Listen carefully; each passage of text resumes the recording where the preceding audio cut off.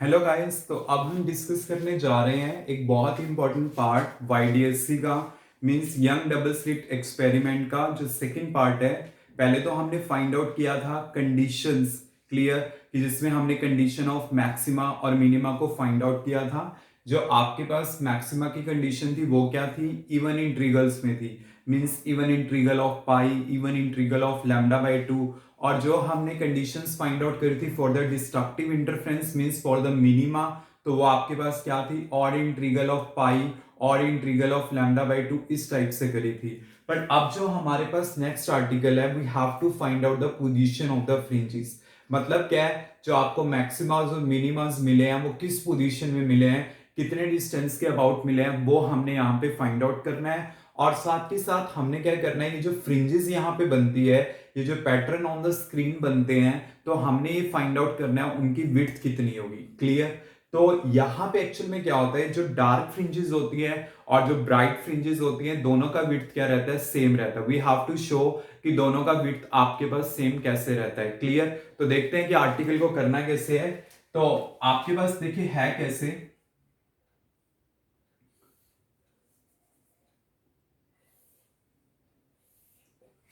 यहां पे मैंने क्या किया, सोर्स ऑफ लाइट एस को प्लेस किया सिमेट्रिकली।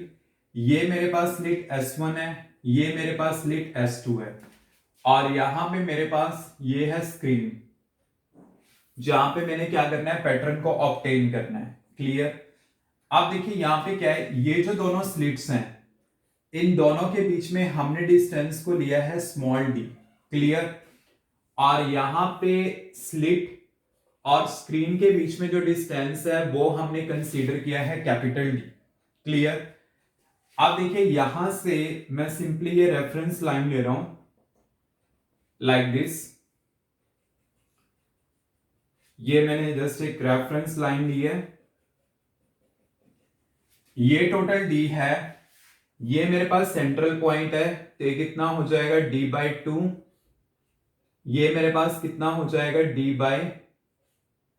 क्लियर? और एक मेरे पास यहाँ पे P एक जर्नल पॉइंट होगा।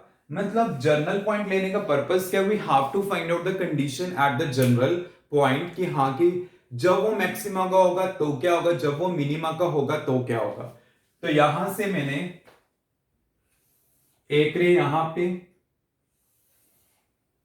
एक रे ऐसे यहां पे मीट कराई लाइक दिस, ये दोनों यहां पे मीट कर रही है, means at the point P। और देखिए जब यहां से लाइट पास आउट होगी, यहां से और यहां से, तो वो मिक्सअप होके यहां पे भी जाएंगी, वो ऊपर की साइड भी जाएंगी, वो यहां पे भी जाएंगी। Here we have to find out कि जब वो यहां पे एक जनरल पॉइंट पे गई तो क्या कंडीशन होगा। और ये जो पॉइंट P है मेरे पास, ये सेंटर से कितने डिस्टेंस पे है? ये x डिस्टेंस पे है। क्लियर? अब देखिए साफ साफ पता चल रहा है कि ये वाली जो रे है इसके कंपैरेटिवली ज्यादा डिस्टेंस ट्रेवल कर रही है, मींस इसका जो डिस्टेंस है इसके कंपैरेटिवली क्या है? ज्यादा है। अगर इसका डिस्टेंस ज्यादा है तो दोनों में पार्ट डिफरेंस होगा, और वो पार्ट डिफरेंस होगा कितना वो देखिए। आपके पास वो जो पार्ट डिफरेंस होगा वो किसके इक्विवेलेंट होगा? S2P माइनस S1P, ये इसके इक्विवेलेंट होगा। क्लियर? मतलब इन दोनों को सब्ट्रैक्ट, क्योंकि ये वाला देखिए डिस्टेंस ज्यादा है, ये वाला कम है, तो इसका मतलब ये इससे ज्यादा डिस्टेंस ट्रेवल कर रही है। कितना ज्यादा ट्रेवल कर रही है वो आपके पास इसके सब्ट्रैक्शन से आ जाएगा। अब देखिए मैं क्या करता हूं, इसमें S2P इस वाले ट्रायंगल में पाइथागोरस अप्लाई करता हूं। क्लियर? अगर मैं इसमें पाइथागोरस अप्लाई करता हूं तो मेरे पास ये तो d हो गया, और ये डिस्टेंस कितना हो गया? ये x है, और ये d/2, तो यहां से यहां तक का कितना हो गया? x plus d/2। तो आपके पास होगा क्या?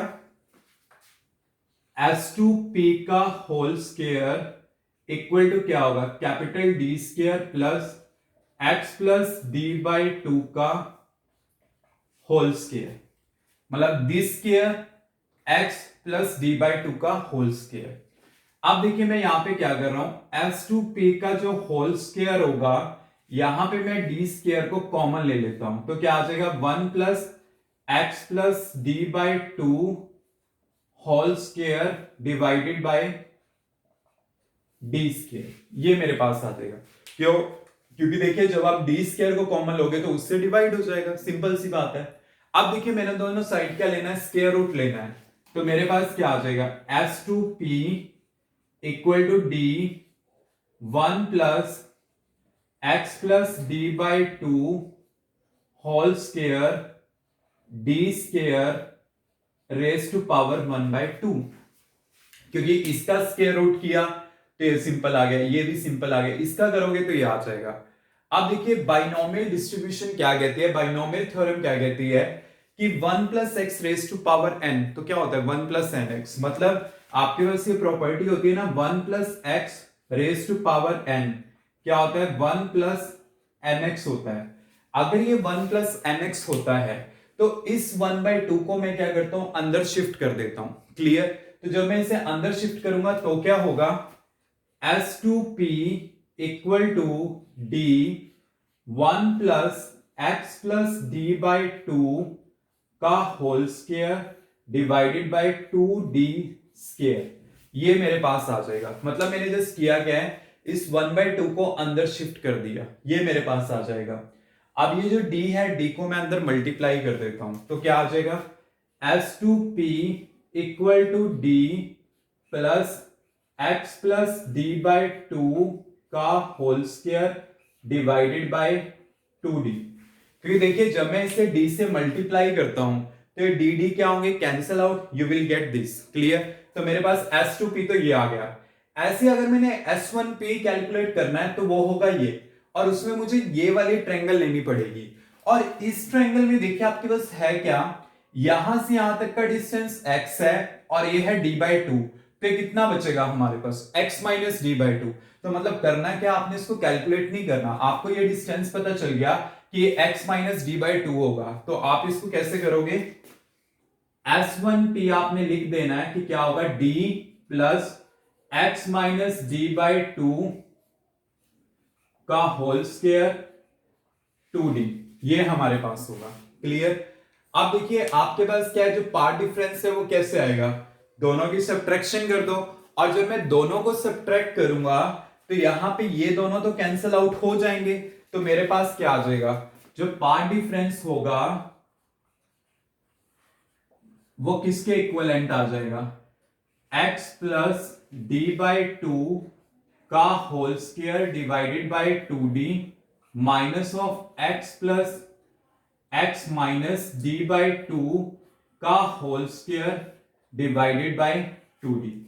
अब मैं क्या करता हूं, यहां से 2/d को कॉमन ले लेता हूं, तो मेरे पास क्या आ जाएगा 1/2D कॉमन, और इसको ओपन कर लेता हूं, x square plus d square by 4 plus 2x d/2, और ये माइनस का है और इसको ओपन करना है, तो मेरे पास क्या होगा, minus x square minus D square by 4 plus 2x d/2।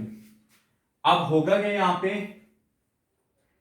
X square D square by 4, ये दोनों तो हो गए कैंसल आउट, और 2 से 2 कैंसिल होगा और 2 से 2 कैंसिल होगा, तो ये क्या बच गया मेरे पास, xd और ये xd। जस्ट मैंने किया क्या है, 2d को कॉमन लिया है। अगर मैं यहां पे क्या करता हूं, 2d को कॉमन ले लेता हूं तो मेरे पास यहां पे ये आया, तो ये क्या आ जाएगा, एक्स स्क्वायर प्लस दिस, और ये क्या आएगा, minus x square minus of this plus of this. अब मैंने यहाँ पे कैंसिल आउट कर दिए, 2 से 2 कैंसिल आउट हो गया, तो ये क्या आएगा 2xd मेरे पास आ जाएगा। अब देखिए इसमें आगे क्या होगा हमारे पास,